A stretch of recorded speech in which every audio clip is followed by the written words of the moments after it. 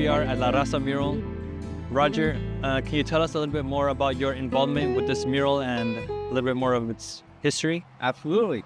So yes, we are at the La Raza Mural site off the Civic Center on the west side of Santa Ana. And this mural was painted in the early 90s and really needed some TLC. I'm part of the restoration team who is bringing it back to life. I'm the lead artist of the project. So the community was having meetings about restoring the mural. From the very beginning, there's been interest. The problem is there's residence homes that you got to consider, walls you got to consider, a lot of money, a lot of time. Neighborhood associations typically are run by volunteers who have families and other responsibilities, so it complicates the whole thing. A lot of people need to come together. But finally, this project was greenlit. Let me tell you a little about the history so I can answer the question best I can. So the neighborhood came together in the early 90s to create this work. They themselves didn't call themselves artists. They were just community members. Honestly, kids, teenagers, who really wanted to make a difference in their community. Back then, there was a lot of, times were tough. They wanted something positive out here. There was a lot of things going around that were negative, and they just wanted to balance that out. They got together, we got some money, they got a little organized, and they made it happen. But like any other community project, I wasn't there for this one, but I understand that there's a lot of donations that come in, a lot of money gets spent or used in different ways, because the project isn't just a mural. That they use whatever they can get as far as paint with that site.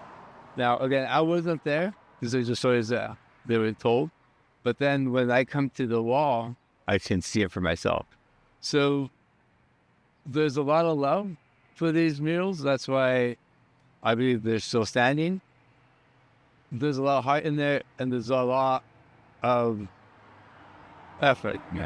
There is spray paint, there's house paint, there's marker, there's different quality of paint, and I believe even some older paints and newer paints.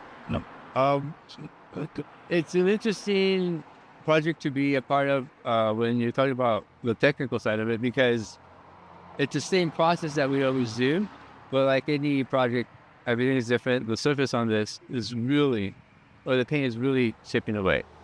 And I'm honestly at this point just really glad that we got it in time. So we'll walk by the first one that we have is, I mean, they're all really iconic. There's a woman with a medal that says Santa Ana on it, next to a bomba. Some of the wall cracks are exposed, or these drawn in. And this is really, I mean, again, all the images are really iconic. I remember driving by here and seeing them back then. It was the early 90s. I don't recall the exact year, but these have been here for a long time. What really makes these special too is there used to be all kinds of art out here. Art that I didn't even know was out here. That's been since whitewashed, forgotten. But these remain here. A lot of times art in neighborhoods tend to be kind of tucked away, but these are in plain sight. And for them to still be here is pretty amazing. So that's why it's important to preserve them. As I mentioned, community members came together to paint these murals. So images are specific to an artist, and sometimes they came together and painted another wall. So let's keep on moving. That was the first panel. I want to also mention, as we walk over to the other set of images, it's really fascinating work. You get to discover layers underneath of paint. Sure. And it kind of tells us, it tells the story, and you really do learn a lot from the work. I'm not sure that this will be on tape, but the woman with the sombrero, you start to notice some of the detail that was there in the past, and it turns out she's got a tear mark that wasn't part of the design, but we uncovered it. In talking with the community, they said it appeared after the wall started, or was in disrepair, and so she was sad, and it faded away. We hadn't seen it in a while, and they're really happy to see that come to light. This one right here is also in memoriam to Chivo, who passed away, who's an artist friend, I believe. And the next set of images is pretty self-explanatory. It's old English letters, spelling out La Raza, and Mexican colors in the back. We did notice that there is a little silver, and when we really cleaned it up, basically it has an outline in silver. So really interesting elements that they were trying to do. If it work like this, I could just see the artists were like, okay, we'll see what I can get. Let's see what can I do. Let me try it out. I've maybe done it somewhere else before, but to have a wall secured where you can actually paint and take your time is different than just putting up your unofficial artwork. But let's keep on moving on. This one also needs a lot of TLC, different levels of it. Oh look, they filled in some cracks. Next set of images is really neat. You got your classic Aztec warrior and princess scene with a pyramid. I remember them from like calendars that you would get at, I don't know, some grocery store.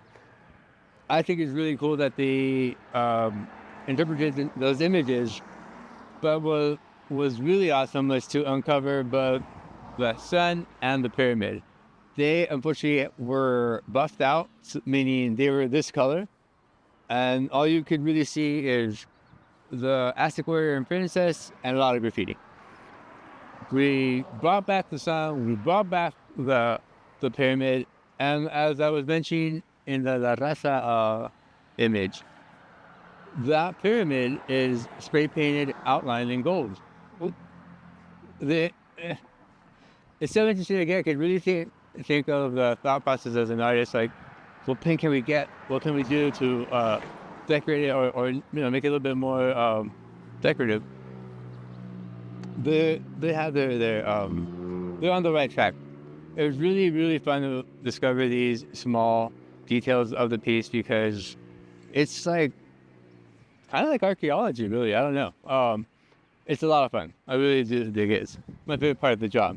All right, now this is great. This is one of the pillars that you see here. These are supposed to be one in each divider, and it moves, and it gives us our next set of element. It's feathered serpent images intertwined. As I mentioned, we take layers off from this. Not exactly peeling it off, but it's a process of taking layers of paint or dirt, whatever is on the surface, to uncover the layers beneath. If you overuse the product or are used to working with it, you might take too much and then now you've ruined it. So it's a real time-consuming process, real fun process, and this is also fun for me as an artist. You can see the previous lines and then how they ended up covering it up. Just like I would tell my students when I was teaching art classes, you can always fix mistakes in art, you guys. There's nothing you can do you can't fix. Unless you tear up the paper, then it's different. But they fixed it. And problem solving, that's what I mean. It's really fun to see uncover the artist's process in restoring their work. But we can move on to the last panel here. Another pillar, and finally the last one. So, just as before, this was buffed out. It was just a buffed out circle, not much you could see. We uncovered it. Now we have the Aztec calendar, Aztlan on the top, also in Old English letters. It looks like marker, but it's actually paint. Real thin black paint. These images are also of feathered serpents. We really try to find out where the images came from, if they were personal, and that's exactly what they were. All the different panels meant something to the individual artists, but then in the end, they all kind of helped each other anyway. So this is all their artwork. As a lot of work, beautiful work happens.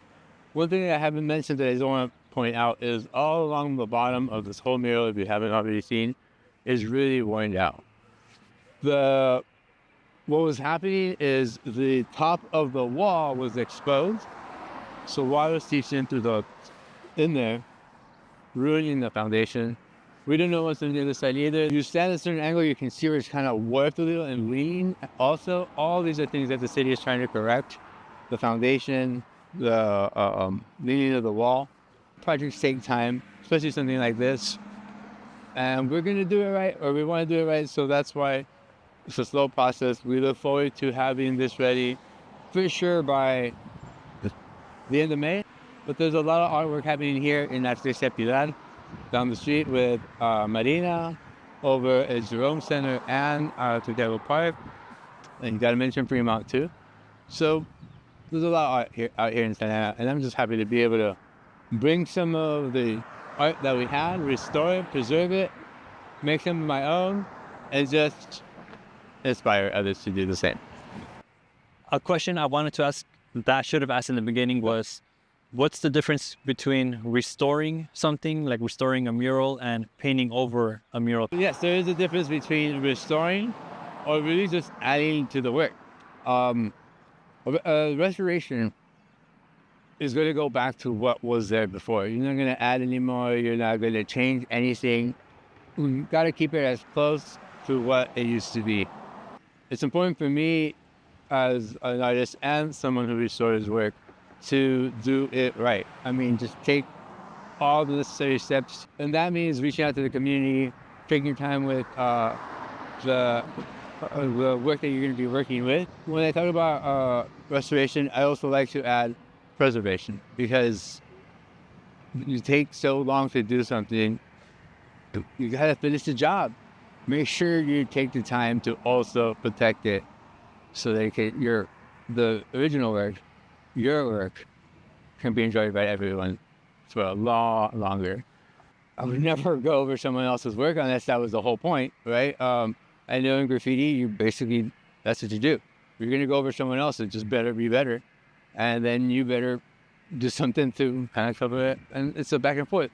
It's a little different out here, but when you're working on your own work and you want to build on it, I like to encourage that. I mean, unless you're trying to restore your own work, but expand on it, work it some more. It could be a study, it could lead to something else. It may not lead to anything, but I think just simple act of exercising your creativity can't go wrong. You always want to hold on to as much of the actual paint as you can. That's why we actually moved them first and did the process that we did, so that we wouldn't lose much more of it. But yeah, we want to, if we could, do the exact same brush stroke. In this case, the artists are still around. And as these artists, I'm working with them to encourage them to come back to the wall and do their work once again. They're the original artists.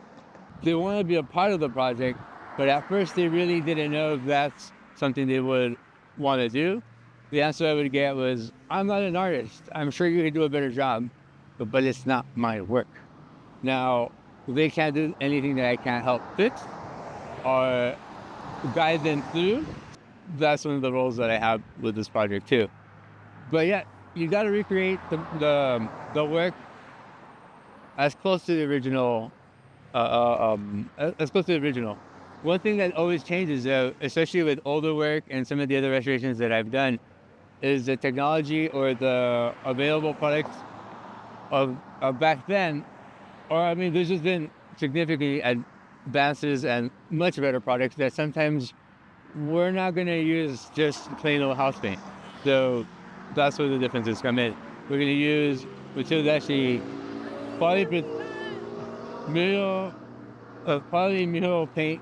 It's going to last, but for the purpose of doing creative work on walls, that can really take the elements. So those are small changes that happen, again, in order to make sure that the work has longevity. Otherwise, you're going to be dealing with old paint. This is our home, you guys. I think in society, there's a role for all of us, right? Some of us or we all hold different jobs. And us as artists, our job is, I mean, to me, it's not necessarily a job, but what we do is we create. Empowering that page.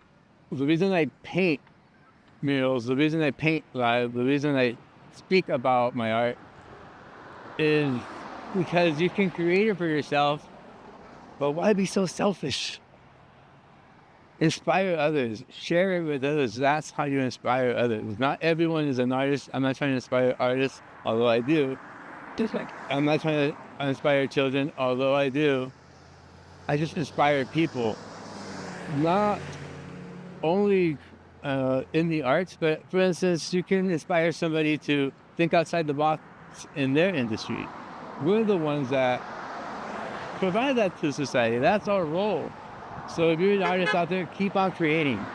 Just keep on doing your thing. And if you're not an artist, keep on doing your thing. And do it well. Thank you for joining us on another episode of Artist Interviews. I'm your host, Roger Reyes, and catch you on the next one.